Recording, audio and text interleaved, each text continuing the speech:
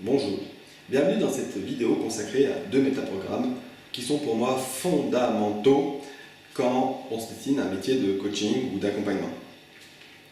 C'est fondamental de les comprendre quand on se destine à faire de la PNL. Ces métaprogrammes sont tri sur soi, tri sur l'autre. En langage PNL, on dirait de qui les critères doivent être satisfaits.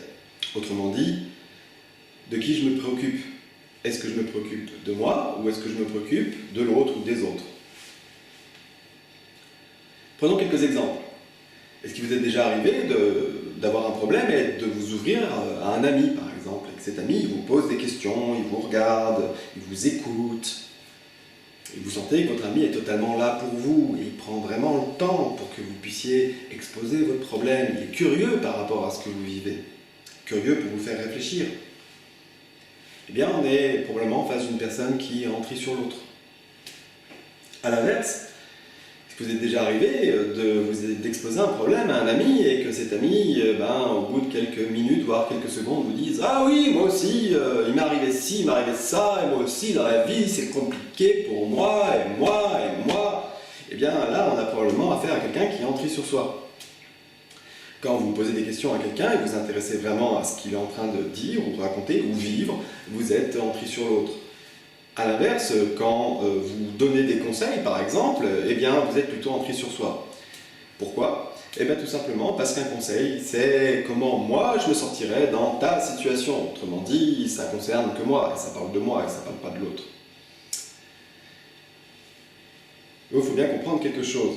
Être en tri sur soi ne signifie pas être égoïste. Ça signifie prendre en considération ses propres besoins avant ceux de l'autre. Ce qui est une excellente chose. Et dans certains contextes, il est impératif d'être en tri sur soi. Ça permet de se ressourcer, ça permet de se préoccuper de ce dont on a besoin.